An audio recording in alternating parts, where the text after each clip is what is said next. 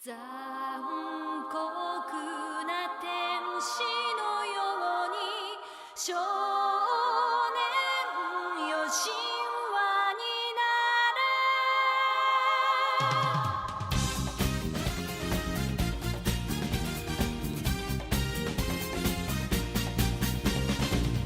青い風が今胸のドアを叩いても私だけをただ見つめて微笑んでるあなたそっと触れるもの求めることに夢中で運命さえまだ知らない痛いけな瞳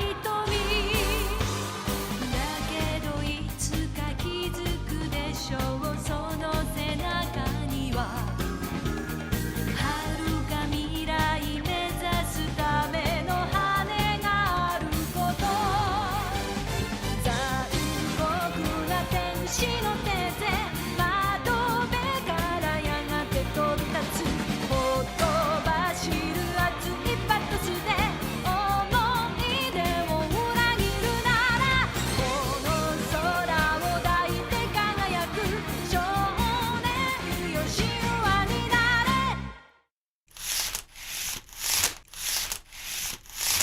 Hola rutilófilos, seguimos con la vida de Napoleón. En el vídeo anterior lo habíamos dejado recién graduado y agobiado por los problemas financieros de la familia. Pero para poder seguir hablando de su vida, debemos definir y hablar un poco del gran proceso histórico que definiría tanto el futuro de Francia como el suyo, Este proceso le daría fama y prestigio a Napoleón, dándole la oportunidad de brillar y de demostrar de todo lo que era capaz. Pero ya veremos cómo. Voy salpicando para que la gente en su casa vaya. Ahora, ciertas advertencias. La Revolución Francesa es un proceso muy complejo, lleno de aristas, debates abiertos y numerosas interpretaciones historiográficas que, bueno, para que el vídeo no dure 3 horas tendré que pasar ciertas cosas por alto. ¡Comencemos! Primero, ¿por qué hablamos de la Revolución Francesa? Bueno, Francia es uno de los países más asquerosos, pero que más cosas importantes ha aportado al mundo. Asterix y Obelix, el molar mucho fumando, Daft Punk... Pero lo más importante que ha exportado es la... Junto a la Revolución Rusa, la Revolución Francesa es uno de los procesos políticos más radicales y transformadores de la historia de la humanidad, para bien o para mal. ¿Y por qué es tan importante? Bueno, por varios motivos. Primeramente, pondría en práctica las ideas políticas surgidas de la Ilustración y que siguen vigentes a día de hoy, aunque se cumplen solo de vez en cuando. Entre estos principios destacan la igualdad de los ciudadanos ante la ley, sin privilegios judiciales ni económicos. Se le acusa de belleza extrema. La soberanía nacional, es decir, la representación del pueblo a través del voto. Es el vecino el que elige al alcalde y es el alcalde el que quiere que sean los vecinos el alcalde. Así que, Juan... La división de poderes en el ejecutivo, legislativo y judicial, la conciencia y toma de acción de la burguesía como clase política y muchas más cosas. Segundo, esta revolución definiría el siglo XIX. Todos los estados lucharán bien a favor o en contra de los ideales surgidos en esta revolución. Tú, rapero, dame el alma de Bort. No, que soy el guardián, que no sé qué, que tal, que te meto un meco, que no, que tal, que yo tengo el albarán, que me la... ¡Pues el alma! Vaya fiesta aquí en casa. ¿Un martes? Tercero, hiere de muerte al antiguo régimen, al absolutismo que consideraba que el poder de los reyes tenía un origen divino, y a la sociedad basada en los estamentos nobiliario, eclesiástico y el campesinado. Por otra parte, hay que tener en cuenta que la Revolución Francesa no fue la única que desafió el antiguo régimen. Hubo varias revueltas como en Irlanda, Holanda, pero la más importante fue la Revolución Americana, que había terminado pocos años antes de la francesa en 1783. Pero la francesa fue la más radical, sanguinaria y extremista. Oye Luis, el pueblo francés quiere darte las gracias por tus servicios como rey, pero no ha salido muy bien y hemos decidido hacer las cosas de otra manera. Así que... La Revolución Francesa fue un antes y un después. Nadie pudo quedar indiferente a los procesos de la revolución. Pero antes de entrar en materia, veamos cómo llegamos allí.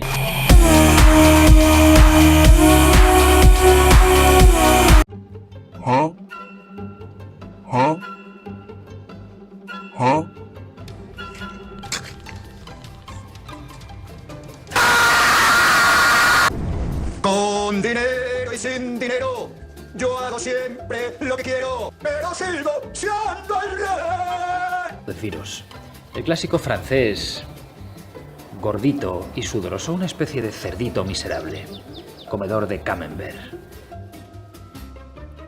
¡Es una mierda! ¡Es la mayor mierda que he visto en toda mi vida! ¡Ven aquí y dame mi dinero! 5 más 6 son 25 más 6 son 31 euros. Es lo que toca. En resumen, la situación general era que Francia era un cacao a muchos niveles. Era un desastre administrativo, un desastre económico, gran parte del país no sabía francés y no se entendían, los nobles se empobrecían, a los burgueses se les limitaba su potencial empresarial debido a las regulaciones gremiales y los campesinos lo pasaban putas y en muchos casos no tenían ni para comer. Y ahora veamos las causas de la...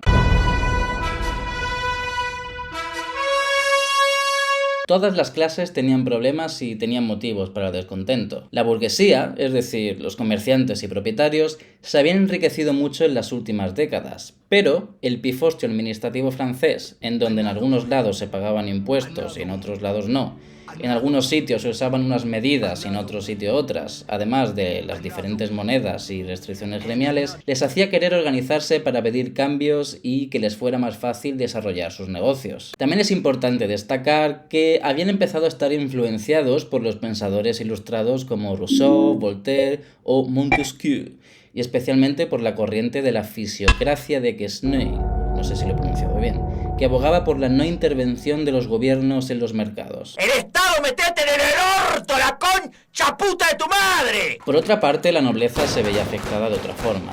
La monarquía había ayudado a la Revolución Americana con su financiación, gastando el doble de lo que había en las haciendas francesas y causando una gran deuda. Para solucionar esto, la monarquía francesa comenzó a eliminar las exenciones fiscales que tenían los nobles. Esto, sumado a que cada vez perdían muchos más puestos en el funcionariado debido a que la monarquía absolutista prefería que no tuvieran demasiada influencia en el gobierno, les hizo intensificar los impuestos de origen feudal e incluso recuperando algunos ya eliminados, chupándole todo el dinero que podían a los campesinos que vivían en sus dominios. Por último, el campesinado era la clase que peor situación tenía. Pasó un invierno muy duro en 1788 y tuvo una muy mala cosecha el verano de 1789. En este contexto de penuria y escasez, el rey Luis XVI convocó los Estados Generales en 1789, una asamblea de origen medieval que se reunía en situaciones excepcionales para discutir temas que afectaban al conjunto del reino. Esta asamblea estaba especialmente convocada para pedir a los nobles que pagaran más impuestos. Esta asamblea no tenía nada de revolucionario, sin embargo sería el punto de partida para la revolución.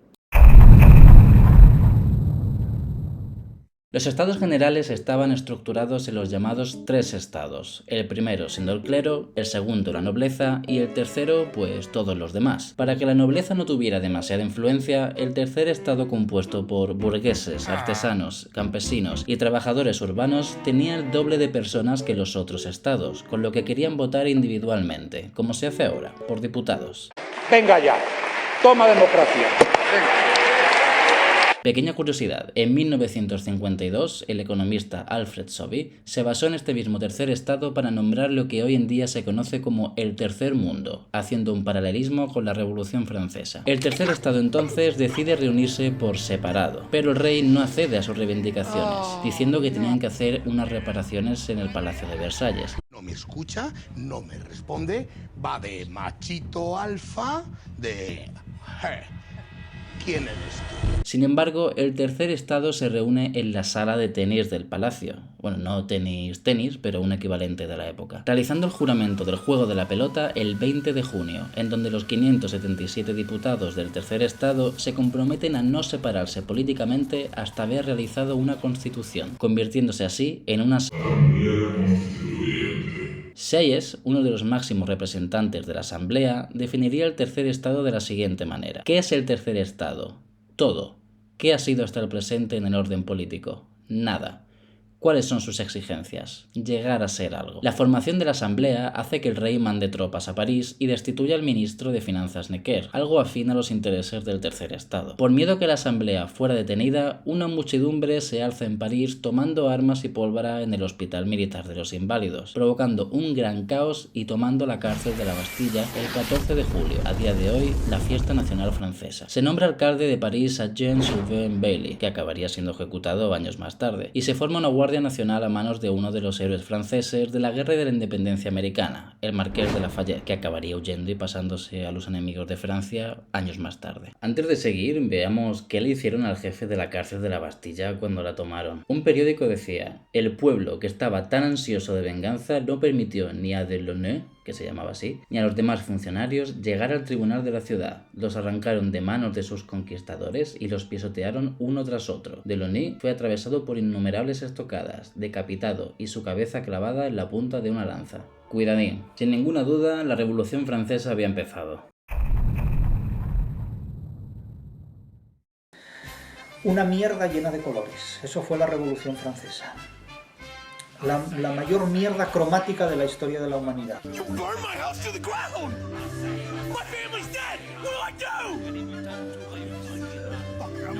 Derivative. That I love. I absolutely love.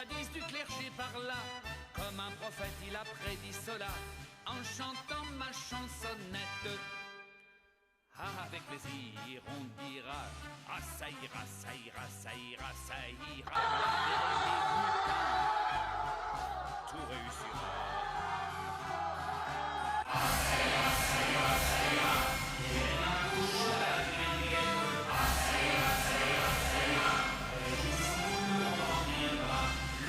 Con la revolución en marcha, la euforia y la ilusión recorrió Francia, pero también la paranoia y la violencia, dándose lo que la historiografía suele llamar como el Gran Miedo. ¿Qué es el Gran Miedo? Bueno, era muy normal que los pueblos fueran atacados por bandas de mendigos que se formaban debido al hambre. Con la huida de gran parte de la nobleza, se comenzó a pensar que ésta había pagado a las bandas para asaltar a los pueblos, así que media Francia estaba en total paranoia, esperando estos ataques. Esta mezcla de euforia y miedo acabó pagándose con las propiedades de los nobles emigrados e incluso pidiéndoles a los que se habían quedado los papeles que demostraban que eran nobles. Pero no todo va a ser malo. El 27 de agosto se promulga la Declaración de los Derechos del Hombre y el Ciudadano, con tremendos bangers y barras que nos han llegado hasta el día de hoy. La Asamblea Nacional reconoce y declara en presencia del Ser Supremo y bajo sus auspicios los siguientes derechos del hombre y del ciudadano.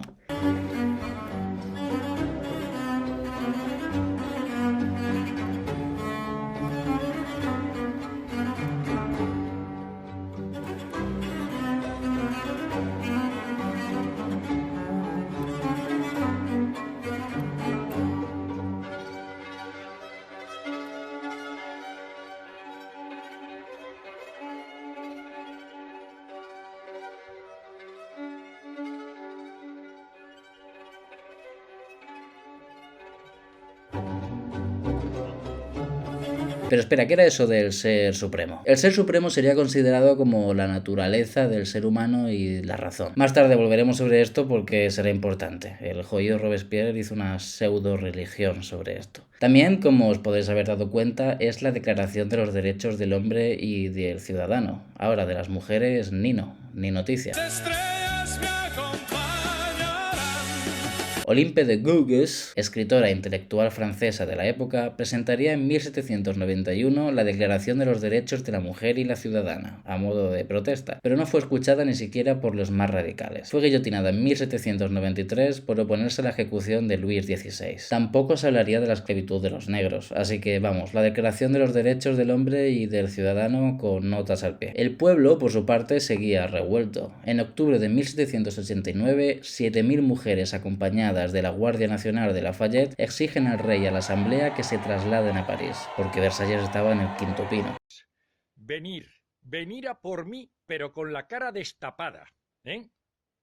Venir a por mí, venir a daros de hostias conmigo. hijos de puta. Esto sería una constante. El pueblo saldría a la calle a la mínima, y la revolución comenzaría a tener su fuerza de choque en los artesanos, trabajadores urbanos y pequeña burguesía, que quizás os suenen por el nombre de sans-culottes, sin calzones en español, que eran llamados así despectivamente, aunque ellos estaban orgullosos porque lo consideraban poco aristocrático. Y también las sans-jupons, sin enaguas para las mujeres. Los días pasaban, y aunque los diputados de la Asamblea Nacional se habían mantenido en el poder gracias al apoyo de la población de París, estos comenzaron a estar bastante preocupados por el poder que estaban ganando en las calles, así que declararon la ley marcial. ¡De ser marcial! Mientras tanto, el rey pues seguía teniendo el apoyo de Francia. Hay que tener en cuenta que, aunque la Revolución Francesa dé la imagen de muy antimonárquica, no lo fue en un principio. Las revoluciones parecen que son algo que pasan en cuestión de días, y en parte es verdad, pero también llevan su tiempo. Como sabréis, el rey fue uno de los que probó el invento favorito de la revolución, la guillotina, pero todavía faltaban un par de años para eso. La revolución solo había empezado, ahora le tocaba construirse. Este es el periodo de reformas de la revolución. La Asamblea Nacional, salida de los Estados Generales, se alzaba como representante del pueblo, imponiendo muchos de los principios del liberalismo y de la Ilustración. Lo vemos picadito, rápido.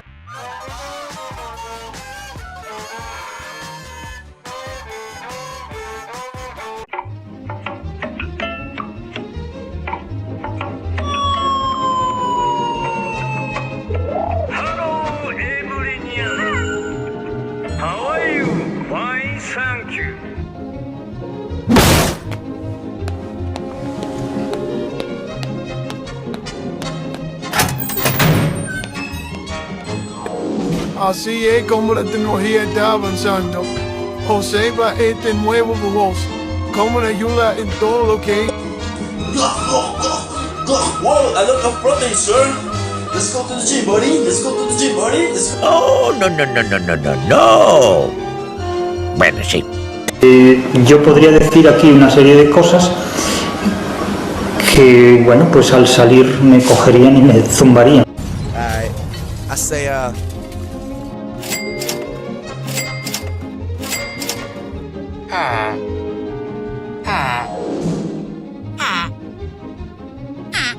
Signo, yo le digo a la camarera, oye tal, ponme aquí una copa y ponle una copa a todos estos que les invito yo, porque soy feo, gordo, ¡no soy rico! ¡Y esos hijos de puta no lo son! Pero sin ninguna duda, la reforma que más problemas dio fue la Constitución Civil del Clero de 1790. ¿Y en qué consistía? Pues yo te lo explico, tío. Máquina, crack, figura...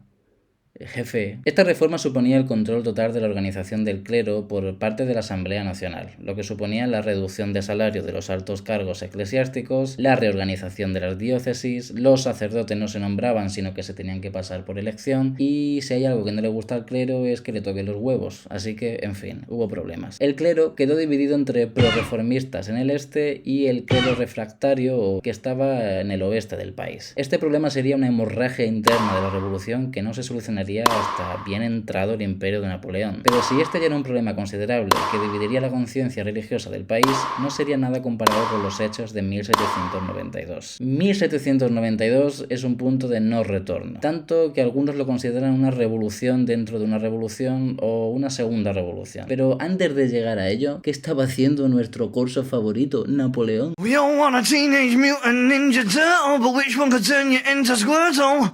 Move your tongue into a circle, the right spot is universal. Don't bite or you'll get rather verbal, not to mention Donatello Purple. Pues bueno, como ya vimos en el vídeo anterior, Napoleón no le dio demasiada importancia en un primer momento a la revolución.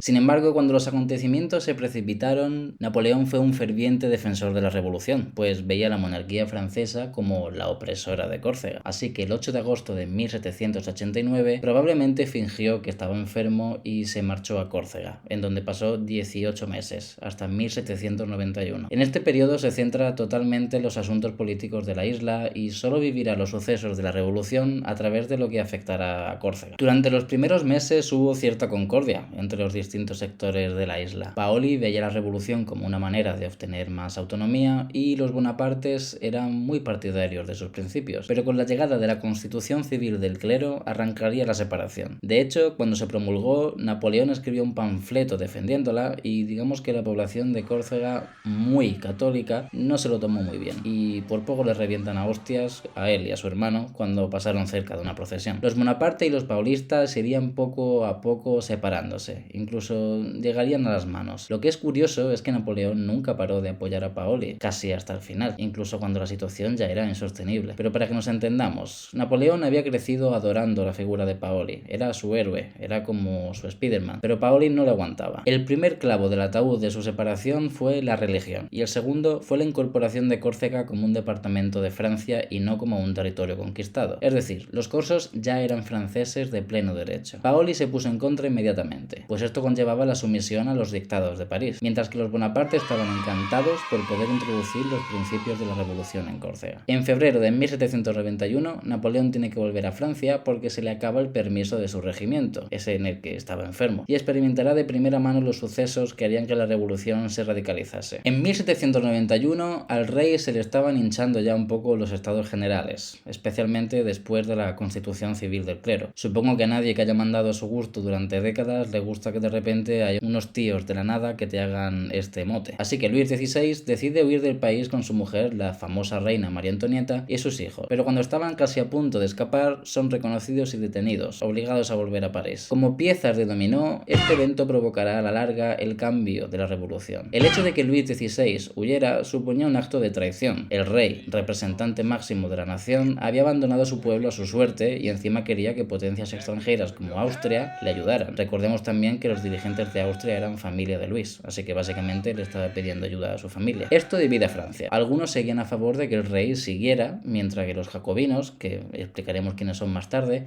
ya liderados por el famoso Maximilien Robespierre, abogaban por la declaración de una república. Esto es algo importante de recordar. Al principio, la Revolución Francesa no era antimonárquica y la figura del rey era respetada como símbolo nacional. Pero tras esta huida todo cambió. En un principio el cambio fue tímido. Aunque muchos izquierdistas de la Asamblea pidieron su abdicación, la mayoría prefería mantenerlo como rey por ser un símbolo de estabilidad y continuidad. Pero las revueltas no tardaron en originarse. Quizás la más famosa sea la masacre del Campo de Marte, en París, en donde los Cordeleros, una facción muy izquierdista, salieron a pedir la abdicación del rey y el marqués de Lafayette, el líder de la Guardia Nacional, bajo órdenes del alcalde de París, abrió fuego dejando 50 muertos. Esto fue un mazazo para el sector republicano, que tuvo que cerrar sus clubes y asociaciones, pero el mazazo fue incluso mayor para la opinión pública de la Asamblea, que se comenzaba a ver como contrario al pueblo. Pero aún con la represión, el problema del rey seguía en el aire. El 14 de septiembre de 1791 se promulga la Constitución en la que la Asamblea llevaba trabajando 2 años, en donde el rey era considerado como representante del poder ejecutivo y el poder legislativo recaía en una asamblea formada por propietarios ricos. Las masas que habían puesto sus esperanzas en esta asamblea comenzaban a ver que no iban a tener tanta libertad como habían creído. En octubre de 1791 se reúne la asamblea legislativa con intención de legislar bajo la orden del rey, pero ay, sus hermanos, el conde de Artois y el conde de Provenza, que habían huido mucho antes viendo lo que se les venía encima, organizaron una contrarrevolución en Coblenza, cerca de la frontera de Francia. Esto hizo que gran parte de los nobles huyeran a unírseles, dejando la asamblea en un estado de paranoia y de inseguridad bastante fundamentada por un lado, en donde se veían conspiraciones con estados extranjeros por todas partes. En 1792, Francia, que veía una amenaza inminente de los familiares de Luis XVI que gobernaban Prusia y Austria, comenzó el ataque, empezando la guerra y dando un vuelco a la revolución.